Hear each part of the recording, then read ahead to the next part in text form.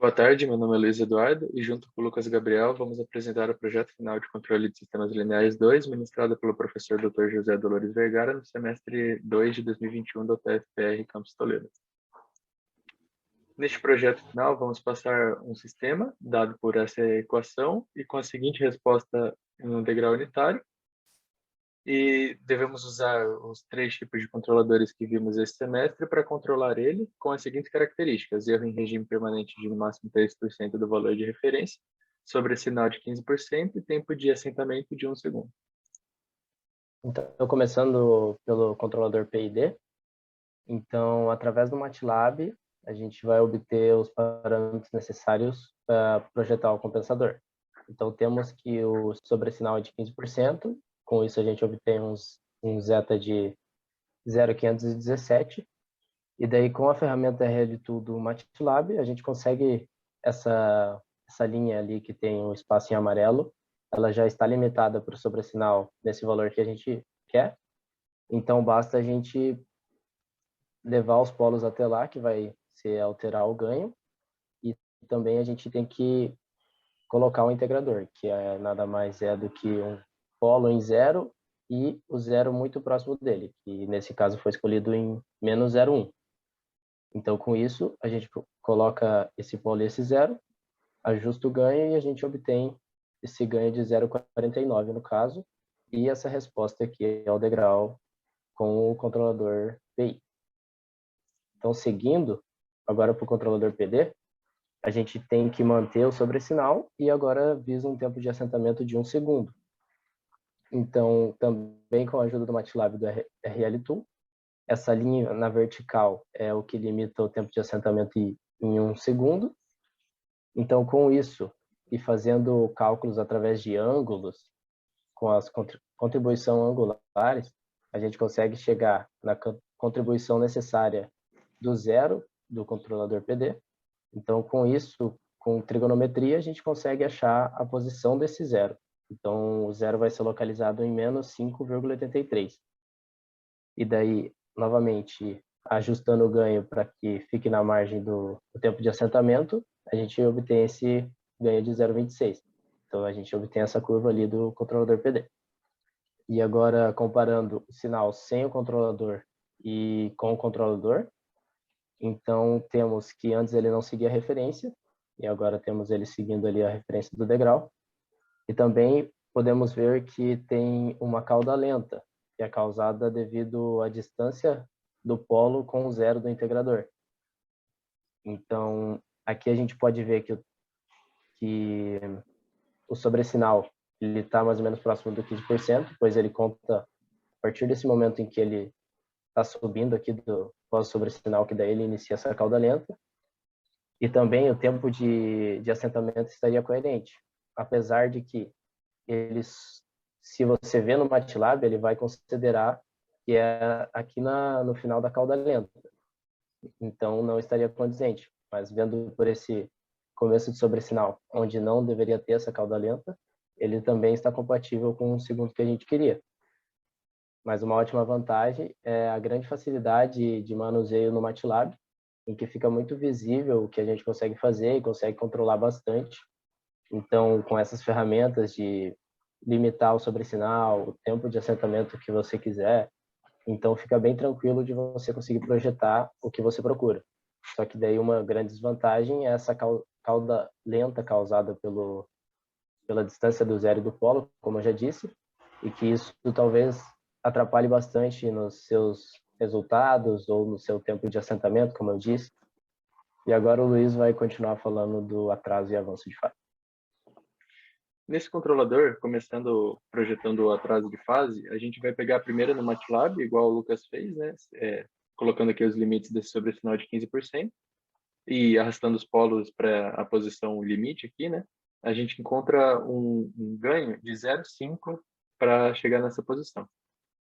Com esse ganho, a gente calcula o KV, que chega em 1,4, e também o valor final, porque o controlador atraso de fase ele não elimina totalmente o erro estacionário. Então, calculando o valor final, chegamos que ele chega, né, em 0,74, e com esse erro é 26% do valor do degrau.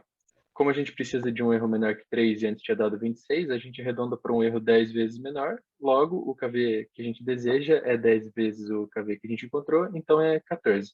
Como o sobresinal é 15%, de novo, o psi é de 0,517. E para esse valor, a gente vai ter uma margem de fase calculada aqui, né, de 53, mais 7 da correção do controlador, chegando numa margem de fase de 60 graus. No MATLAB, a gente encontra a posição em que a margem de fase é 60 graus, então aqui menos 120 até menos 180 são menos 60 graus, né? Então é nessa posição de ômega-m 3,43 radianos por segundo.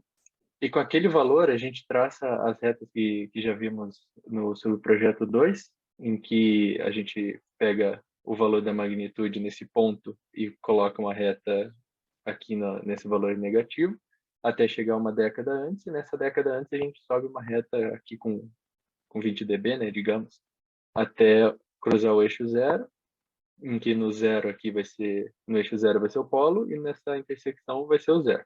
Aqui em cima nós temos a frequência em que cada um vai ficar, então a gente pode calcular a equação do compensador, ficando o 0,338 aqui do zero, e o 0,251 do polo. Além disso, a gente tem que calcular esse ganho KC para o nosso controlador ter um ganho unitário. Então, a gente chega nessa equação final para o controlador atraso de fase. Se a gente colocar um degrau na entrada deles, a gente consegue ver que agora, antes aqui era em laranja, agora em azul o nosso sistema, ele se aproxima mais do valor 1 aqui. E se você for ver no MATLAB, esse valor dá aproximadamente 0,98, o que é menor do que os 3% necessário de erro estacional. No controlador avanço de fase, a gente calcula primeiro o ômega de passagem aqui, né? E a desejada, a margem de fase desejada. Então, chegando aqui em 9,697 graus. E com esses valores, a gente encontra os valores máximos, que é o φ máximo aqui, né? Que é essa conta do arcosseno, a gente consegue encontrar o beta. E aqui a gente consegue encontrar 1,13 de ganho, que é 1,6 em dB. Daí a gente pega aquele 1,06 e encontra a frequência, só que no negativo, né? Aquele valor negativo, encontra a frequência que ele ocorre. E com aquela frequência, a gente então encontra esse valor de t, dessa forma, 3,25. E também o valor de 1 sobre t beta, que é 4,17, além de 1 sobre beta, que é 1,28. E assim a gente monta a equação do compensador.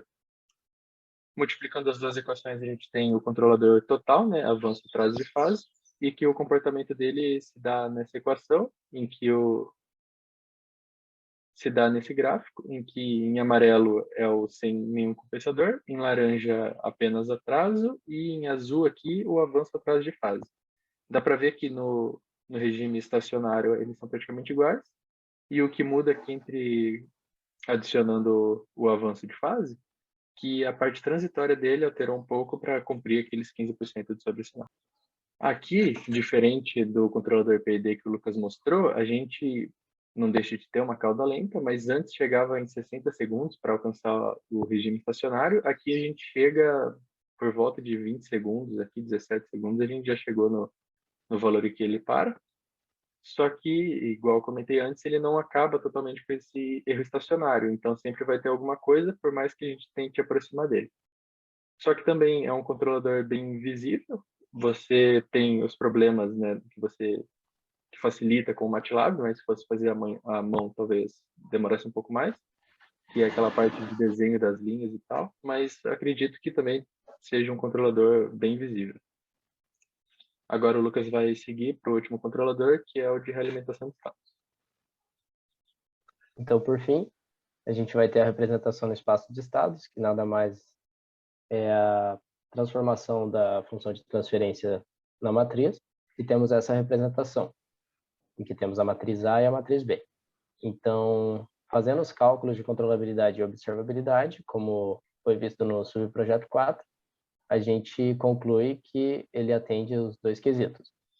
Então, para a realimentação de estados, a gente tem que calcular a equação com seno determinante de SI menos A mais BK. Então, realizando todos esses cálculos, a gente chega nessa equação, em que temos os valores de K3, K2 e K1 a serem calculados. Então, tendo em vista o sobressinal de 15%, a gente vai desejar obter os seguintes autovalores, que vai ser menos 2,15 mais ou menos J 3,56, e o outro autovalor vai estar em menos 9,7. Então, sendo assim, com esses altos valores, a gente consegue chegar na equação desejada, que é abaixo, que é S ao cubo mais 14S ao quadrado, mais 59S, mais 167,77. Então, pegando essa equação, comparando a anterior e fazendo os cálculos necessários, a gente chega nos valores de K. Então, temos que o K1 é igual a 0,49 e os outros dois, eles têm seus valores nulos. E daí, nessa questão, nesse compensador, nós tivemos um empecilho, em que a gente tentou fazer os testes no MATLAB e não está coerente esses Ks, não está indo para esses altos valores que a gente desejava. A gente também tentou mudar o modelo das matrizes usando variáveis de fase, paralelo, e a gente sempre acabava obtendo valores diferentes. E a gente tentou conferir todos os cálculos, ver o que a gente estava errando e acabou não achando. Então, a gente não conseguiu concluir de forma correta essa parte e fazer a comparação com os outros compensadores devido a essa falha em que a gente não conseguiu obter o resultado e para poder fazer essa análise de vantagem, desvantagem quanto aos outros compensadores. Então, por isso, essa parte a gente não tem muito a dizer, exatamente por esse fato. E nossa apresentação seria isso. Espero que tenham gostado e lembrando que todos os cálculos que foram passados rápidos ou não comentados, todos estão citados em suas respectivas subprojetos, subprojeto 1, 2, 3 e 4. Então, qualquer coisa é só assistir novamente para entender certinho que vai estar explicado bem mais detalhados os passos aqui apresentados.